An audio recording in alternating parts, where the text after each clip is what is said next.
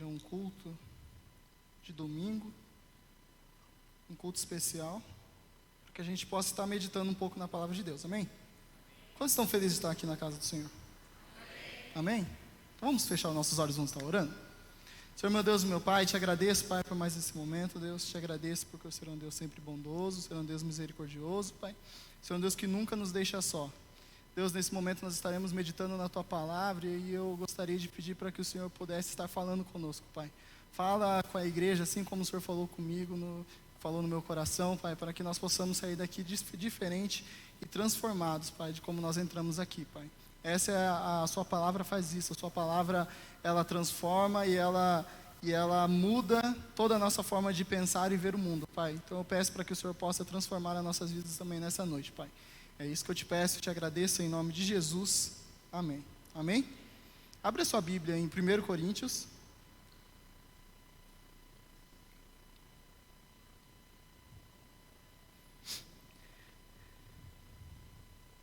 1 Coríntios, capítulo 1. A partir do versículo 18. Como o pastor disse, ele pediu para eu estar pregando, era ontem à noite. E aí hoje de manhã, acordei, peguei o computador, minha Bíblia e comecei. E Deus foi falando, eu acredito que vai falar com você também, amém? 1 Coríntios, capítulo 1, versículo 18. A mensagem de hoje se chama A Mensagem da Cruz. Provavelmente aí na sua Bíblia está escrito também esse subtítulo aí, né? Algumas Bíblias podem mudar alguma coisa, mas na minha está assim, A Mensagem da Cruz. Versículo 18 diz assim: certamente a palavra da cruz é loucura para os que se perdem, mas para nós que somos salvos, ela é poder de Deus. Pois está escrito: destruirei a sabedoria dos sábios e aniquilarei a inteligência dos inteligentes. Onde está o sábio? Onde está o escriba? Onde está o questionador deste mundo? Não é de fato que Deus tornou louca a sabedoria deste mundo? Visto que na sabedoria de Deus, o mundo não o conheceu por sua própria sabedoria. Deus achou por bem salvar os que creem por meio da loucura da pregação. Porque os judeus pedem sinais e os gregos buscam sabedoria. Mas nós pregamos o Cristo crucificado, escândalo para os judeus, loucura para os gentios. Mas para os que foram chamados, tanto judeus como gregos, Cristo é o poder de Deus e a sabedoria de Deus. Amém? A mensagem da cruz, ela é algo tão importante de se pregar. Hoje a gente, não sei quantos têm costume de estar assistindo mensagens no YouTube, pregações, mas às vezes a gente sente falta, por exemplo, eu sinto às vezes um pouco de falta quando eu estou assistindo pregadores falando sobre a mensagem da cruz. A mensagem mais importante que nós, como cristãos, temos o prazer e a missão em levar e entregar para o mundo. Então, quando a gente olha lá para Mateus 28, quando Jesus faz a grande comissão, ele pega e fala, né? Ide por todo mundo e pregai o evangelho a toda criatura. Essa é uma missão que foi dada para nós, como cristãos, para que nós pudéssemos levar essa palavra, levar essa boa nova, levar esse evangelho. Amém? A mensagem da cruz, e aí a mensagem da cruz eu consigo ver algumas coisas nela. A mensagem da cruz, ela fala muito sobre quem Deus é e quem nós somos. Quando nós olhamos para a cruz, quando nós olhamos para Jesus pendurado na cruz, ela fala quem Deus é e quem nós somos. Ela fala muito sobre a mudança de vida que ela causa em nós. Fala muito do ser de Deus que é santo e rico em misericórdia e amor. Essa mensagem conta que essa misericórdia e amor foram derramadas sobre nós, mesmo quando ainda não havíamos respondido positivamente a essa mensagem ou a salvação. Essa mensagem da cruz, ela fala conosco diariamente. Ela fala comigo, ela fala com você, e ela nos faz querer mudar. Ela nos transforma, ela nos mostra o quanto nós estamos errados, o quanto nós somos pecadores, para que a gente possa se derramar na presença de Deus e pedir para que Ele possa nos perdoar dos nossos pecados. Amém? Essa é a grande mensagem da cruz, e essa é a grande mensagem que nós vemos todos os apóstolos pregando. Eles não falavam nada, nem nada disso. A única coisa que eles sabiam pregar era sobre Jesus. E aí eu gosto muito de uma frase de Paulo. E aí, Flávio, a gente estava falando ontem sobre Paulo. Eu gosto muito de usar Paulo. Paulo, ele pega e usa a frase lá na carta de Coríntios, capítulo 2, versículo 2, ele diz: e nós pregamos a Jesus Cristo e este crucificado. Essa é a grande mensagem da cruz. Pregar Jesus Cristo e este crucificado. Não adianta a gente ficar inventando coisa, inventando moda. O que salva é Jesus, a mensagem de Jesus na cruz, morrendo por mim e por você. Amém? No versículo 18 de 1 Coríntios, ele diz assim: certamente a palavra da cruz é loucura para os que se perdem, mas para nós que somos salvos, ela é o poder de Deus. Então a primeira coisa que eu consigo ver nesse versículo é que a palavra da cruz, ela é loucura para os que se perdem. Sim, ela é loucura. Como pode uma mensagem, uma pessoa, por exemplo, vamos usar os judeus, eles estavam esperando ansiosamente pelo Messias, por aquele que um dia viria para salvar, para libertar, para tirar aquele povo da escravidão e daquilo tudo que eles viviam durante toda a história deles. Eles esperavam ansiosamente por esse Messias. E aí o Messias vem, Cristo vem, Jesus Cristo vem e nasce. Mas ele nasce e morre. Como que essa mensagem vai transformar a minha vida? Como como uma pessoa que se dizia ser Deus, ele morre. Essa mensagem é loucura, como diz o versículo. A palavra da cruz é loucura para os que se perdem. Sim, ela é loucura.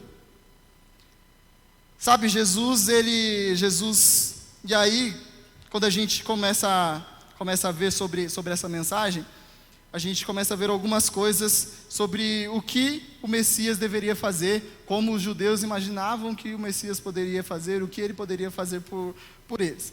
Essa mensagem deveria ser um alento, trazer alegria, paz, vida nova, esperança. E aí eles poderiam olhar para Jesus e ver a seguinte coisa. Sabe, esse Jesus que viveu entre nós e fez sinais e maravilhas como nenhum outro e que dizia ser o próprio Filho de Deus? Então, os principais sacerdotes o pegaram, o levaram para Pilatos e esse o crucificou e o matou. Sim, ele se dizia o próprio Deus, um Deus que morre. Isso poderia ser uma conversa entre aquelas pessoas, principalmente aqui onde Paulo está falando dos gregos. Essa era uma conversa deles. Nasceu uma pessoa, nasceu um homem, onde ele se dizia ser o próprio Deus, onde ele fez sinais e maravilhas, curou e fez e aconteceu. Mas aí, os próprios judeus, os principais sacerdotes, pegaram Jesus, levaram ele para Pilatos, e Pilatos o crucificou e ele morre. A mensagem acaba aí. Essa mensagem, ela é uma loucura, é ou não é verdade? Como pode Deus morrer? Como ele vai me salvar e cumprir tudo aquilo que ele havia prometido se ele está morto? E aí é por isso que não tem como viver um cristianismo sem fé. É ela que nos leva a um outro nível, que deixamos de olhar para as coisas que são racionais, para um Deus que morre, e olhamos para as coisas que são sobrenatural, de um Deus que não só morre, mas ressuscita e promete voltar para nos buscar. Amém? Começamos a enxergar com os olhos da fé. Só assim que essa mensagem vai deixar de ser loucura e perdição para se tornar o poder de Deus. Repita comigo: o poder de Deus. De novo. Ela se torna o poder de Deus em nossas vidas porque agora a nossa esperança já não está mais na vida aqui na terra. Já não mais está aqui. Paulo diz também aqui na carta de Coríntios, no capítulo 15, versículo 19, ele diz assim, se a nossa esperança em Cristo se limita apenas a esta vida, somos as pessoas mais infelizes deste mundo. Se a nossa esperança se contém somente às coisas aqui dessa terra, nós somos as pessoas mais infelizes deste mundo. Porque a nossa vitória não está aqui na terra, mas está lá no céu com Jesus, que um dia Ele virá nos buscar. Um Deus que morre, mas também ressuscita. Amém? Essa mensagem contém o poder de Deus, porque vemos que homens e mulheres, e aqui é muito interessante, homens e mulheres no decorrer da história da igreja, nós vemos que pessoas foram jogadas em arenas para que os leões pudessem atacá-los e eles acabavam morrendo. Pessoas, o Império Romano, ele crucificavam várias pessoas e colocavam fogo nelas. Elas morriam queimadas e ali crucificada, toda aquela coisa. Passavam por vergonha, apanhavam, eram presos e acontecia um monte de coisa. Como que pessoas passam por tantos sofrimentos, por tanta dor, eles continuam não negando o nome de Jesus? Isso é loucura. Como que uma pessoa, ele nasce, diz que é o próprio Deus e ele morre e eu entrego a minha vida a Ele, confio na palavra dEle, nunca mais eu vejo, mas eu continuo crendo, e alguém chega para mim e me ameaça de morte, e mesmo assim eu continuo crendo, eu permaneço naquilo. Eu vou morrer? Eu vou morrer, mas a minha fé me diz que Jesus Cristo está me esperando do outro lado. Amém? Mas para os outros, para os de fora, isso é loucura. Como que eu vou viver esse cristianismo? Como que eu vou viver essas coisas? Como que eu vou viver essa vida? Isso é loucura. Mas para nós que somos salvos, é o poder de Deus. Esse poder é que transforma a nossa vida. É esse poder que nos leva a um outro nível de intimidade. É esse poder que eu não vejo mais as coisas desse mundo, mas eu olho com os olhos de Deus, com os olhos da fé. E aí fica muito mais fácil. Aí eu consigo ver não só o que está aqui na minha frente, mas o que está lá no fundo.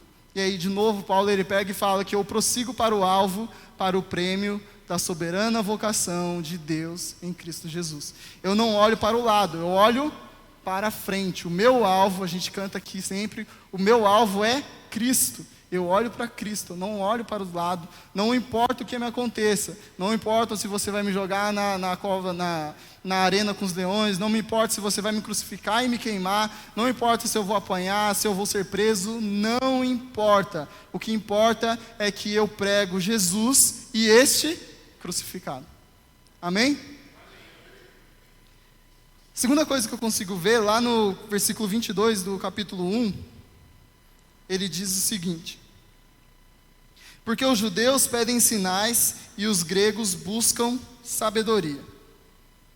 Os judeus pedem sinais e os gregos buscam sabedoria. Nos 3 anos e meio de ministério de Jesus, ele realizou vários milagres, sinais e maravilhas diante do povo. Curou doentes, ressuscitou mortos, multiplicou pães e peixes, nos trouxe vários ensinamentos acerca do reino de Deus. Tudo isso Jesus fez dentro do seu ministério. Mas mesmo diante do próprio Deus, e aquelas pessoas estavam ali diante de Jesus, diante do próprio Deus, aquelas pessoas não conseguiam ver além daquilo que estava na frente dele. De um homem. Jesus, ele era um homem. Eles não conseguiam ver além daquilo que estava na frente. Eles não conseguiam ver além daquilo que Jesus fazia. Sempre queriam mais e mais sinais. Vemos um exemplo disso lá no Evangelho de João, você não precisa abrir, mas lá em João capítulo 6, versículo 30, ele diz assim: então eles, a multidão, as pessoas disseram: que sinal o Senhor fará para que vejamos e creiamos no Senhor? O que o Senhor pode fazer? Aqui, só para a gente entender o que está acontecendo e por que eles falaram isso, Jesus, no dia anterior, ele tinha acabado de multiplicar os pães e os peixes, os 5 pães e os 2 peixes. Jesus tinha acabado de fazer esse milagre da multiplicação de pães. Jesus, ele sai dali e ele vai para um outro lugar. No dia seguinte, os discípulos vão junto, e aí a multidão começa a procurar: cadê Jesus, cadê Jesus? E eles encontram Jesus e perguntam: Jesus, onde o senhor estava? Nós estávamos procurando e tudo. E aí eles falam assim: que sinal o Senhor fará para que vejamos e creiamos no Senhor? O que o Senhor pode fazer? Eles haviam acabado de ver um sinal. a multiplicação de pães e peixes. Mas mesmo assim eles olhavam o quê? Eles queriam o quê?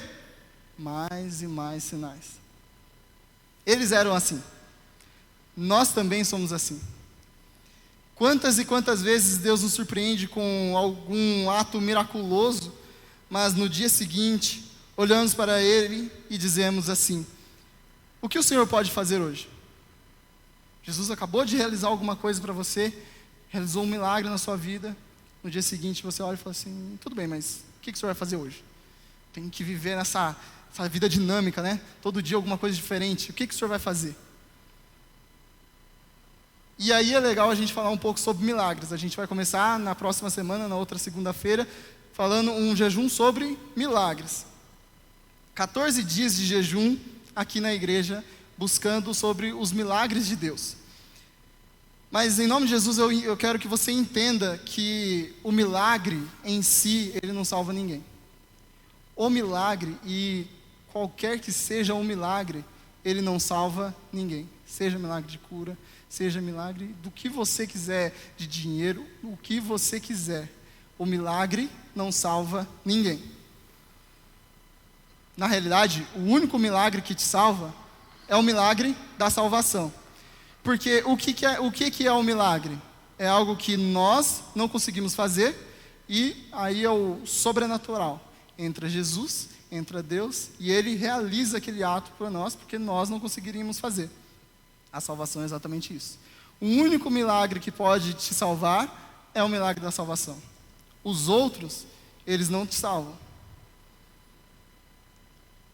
Sabe um outro milagre que pode te salvar? Que está ligado ao milagre da salvação? É o milagre da encarnação. Quando o próprio Deus se deixa toda a sua glória e nasce como um homem. Esse milagre da encarnação, ele te salva. Porque através desse milagre da encarnação, foi que ele morreu e ressuscitou por nós. Amém? Um outro milagre que pode te salvar é o da concepção miraculosa de Maria, através do Espírito Santo. Se Maria não tivesse engravidado, Jesus não haveria nascido. E esse ato miraculoso foi feito pelo Espírito Santo, ali essa concepção ali, através desse milagre, é onde Jesus ele nasce, morre e ressuscita para nos salvar. Amém? Um Deus que se torna homem, loucura. Um Deus que morre para nos salvar, loucura. Um Deus que a própria criação tortura e o mata, loucura e loucura. Não é loucura, e sim uma mensagem que vem da cruz e que contém o poder de Deus para nós que somos salvos. Amém? Não viva correndo atrás de milagre. Nesses 14 dias que nós estaremos aí buscando e orando, jejuando, não viva correndo em função do seu milagre. O maior milagre que pode acontecer na sua vida é o milagre da salvação. Viva esse milagre. Essa é a nossa grande mensagem.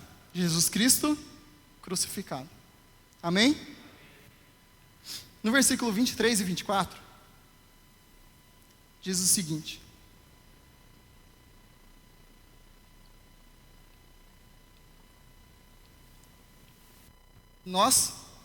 Mas nós pregamos o Cristo crucificado, escândalo para os judeus, loucura para os gentios. Mas para os que foram chamados, tanto judeus como gregos, Cristo é o poder de Deus e a sabedoria de Deus. Como eu gosto dessa expressão de Paulo. Mas nós pregamos o Cristo crucificado, escândalo para os judeus, loucura para os gentios. Mas para os que foram chamados, tanto judeus como gregos, Cristo é o poder de Deus e a sabedoria de Deus. A nossa mensagem, como eu já disse desde o começo, deve ser somente Cristo e o Cristo crucificado. O trabalho de Jesus da cruz. Essa é a nossa missão. E como isso é interessante, porque Paulo vai falar bastante, não só nessas duas cartas de 1 Coríntios, eu te convido a ler essas cartas, Peço para que você possa ler durante essa semana essas 2 cartas de Paulo, é muito interessante. E aí, dentro dessas 2 cartas, não só nelas, mas em todas as outras que ele escreve, ele fala muito sobre isso. Mas por quê? Por que ele fala tanto disso, dessa mensagem da cruz, que transformou e que mudou a vida dele? Porque ele passou por isso na própria pele. E agora eu vou contar um pouco da história do que aconteceu aqui. Paulo, antes dele vir para essa cidade de Corinto, ele foi para Atenas. Você pode ler em Atos, e agora eu esqueci o capítulo, eu não anotei aqui. Mas em Atos, Paulo ele chega em Atenas. Atenas era o lugar onde ele gostaria muito de começar uma igreja ali, e ali ele poderia fazer uma base dele, uma base mais forte, para que ele pudesse dali começar a ir pregando para outros lugares mais distantes. Que um dos sonhos de Paulo, dizem as pessoas, que era chegar para a Europa, né? Ir para a Europa, ir para a Espanha. Todo esse era o projeto de Paulo. E um dos lugares que ele gostaria de abrir e começar uma igreja ali era em Atenas. Por que Atenas? Porque ali era o berço da civilização. As pessoas ali começavam, naquele mundo antigo, as pessoas falavam o grego. O império era romano, mas a língua era grega. Os costumes, tudo ali giravam em torno da Grécia ali. E Paulo queria ir para lá. E Paulo foi. Chegou lá. E vocês conhecem essa história. Paulo ele chega em Atenas e começa a ver numa praça onde tinha várias estátuas de deuses. E aí ele começa a olhar, e Paulo, como muito inteligente, ele não já chega já falando, ele pega, olha, vê como que funcionam as coisas. E aí ele olha uma estátua que estava lá escrita lá, ao Deus desconhecido. Porque como eles tinham tantos deuses, vai que eles esqueceram de algum Deus. E aí aí tinha essa estátua, ao Deus desconhecido. E aí Paulo ele olha para aquilo, tem uma ideia brilhante, eu vou pregar sobre esse Deus desconhecido, o Deus que vocês não conhecem. E ali Paulo começa a pregar. E como ele estava falando, e isso é interessante que eu vou falar agora, onde ele estava pregando, era numa praça onde se tinha um costume dos filósofos, das pessoas que gostavam de discutir sobre assuntos assim, e aí as pessoas elas iam ali e começavam a falar, passavam o dia inteiro falando. E aí Paulo foi nesse lugar, e ele não poderia usar de uma forma qualquer, falar como ele falava com qualquer outra pessoa. Ele tinha que usar palavras mais rebuscadas, mais intelectual, para ele atingir aquelas pessoas. E aí Paulo começa a usar, começa a pregar, e prega, e ele está falando naquele lugar, onde aqueles filósofos ficavam o dia inteiro falando, e falando, e falando. E aí Paulo começa a pregar. E ele prega e faz, e dá o seu melhor, ele entrega o seu melhor naquele lugar. E o que acontece? Qual era o objetivo de Paulo? Ele pudesse, algumas pessoas aceitarem a Jesus e ali ele começasse uma igreja. E é isso que acontece? Não. As pessoas começam a olhar para ele de uma forma diferente e aí ele apanha e ele é expulso daquela cidade, é jogado para fora da cidade. E aí Paulo ele pega e vai para outro lugar, sai daquela cidade e vai para outro lugar. Provavelmente Paulo deve ter ficado triste, magoado, falou, poxa, eu me dediquei tanto, eu coloquei tanto de mim aqui, consegui, e, fiz e aconteci aqui, e não consegui. E aí de lá ele vai para Corinto. Chega lá em Corinto, ele começa a pregar, e ele não usa, e ele fala, eu gostaria que você pudesse abrir aí a sua Bíblia, no capítulo 2 de Coríntios, versículo 1. Versículo 1 e 2. 1 Coríntios, capítulo 2, versículo 1 e 2. Diz assim: Irmãos, quando estive com vocês, anunciando-lhes o mistério de Deus, não o fiz com ostentação de linguagem ou de sabedoria. Então, ele não falou do jeito que ele falou lá em Atenas. Porque decidi não saber nada entre vocês, a não ser Jesus Cristo e este crucificado.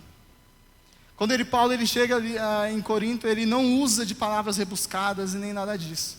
Ele vai no que é o principal, o cerne da mensagem, que é Jesus Cristo e esse crucificado. E ali ele abre uma igreja, ali nasce uma igreja onde aquela igreja começa a ajudar financeiramente a ele, toda aquela coisa. Não é sobre muitas palavras ou o quanto você sabe de Bíblia. A mensagem da cruz não é medida nisso, no quanto você sabe falar. Bruno, mas eu aceitei Jesus agora, eu estou começando agora, o costume de ler a Bíblia, eu não conheço muitos textos, eu não sei como falar. Não é esse o mais importante na mensagem da cruz. O mais importante da mensagem da cruz você já sabe. que Jesus Cristo nasceu, morreu e ressuscitou e um dia vai voltar. Amém? E é isso que transforma vidas. É isso que muda vidas. Não é a sua habilidade em falar, não é o quantos de versículos você sabe, não é nada disso, mas é Jesus Cristo e este crucificado. Conclusão: não existe outro caminho. É só através da cruz que você alcança a salvação. A fé, muitas das vezes, nós não entendemos. Mas sabe o que você faz? Você vive. Você não entende, você vive. Milagres, Deus pode fazer. Mas a mensagem da cruz é simples e profunda. Pregue a Jesus Cristo e este crucificado. Tem um livro do C.S. Lewis que ele fala, o cristianismo puro e simples. E ali ele pega, você lendo aquele texto, daquele livro, você até fala, como assim é o cristianismo puro e simples? Porque ele fala e ele vai e ele defende, é um apologeta, então ele defende a fé, ele vai e fala e fala e fala. Mas no final ele termina exatamente com esse versículo: pregue a Cristo e este crucificado. Por isso que é um evangelho puro e simples. Por isso que é uma mensagem simples e profunda. Jesus Cristo e este crucificado. Não é através de mim, não é o que eu falo, não é o que a igreja faz, não é o louvor, mas é Jesus Cristo e esse crucificado. Amém? Pastor?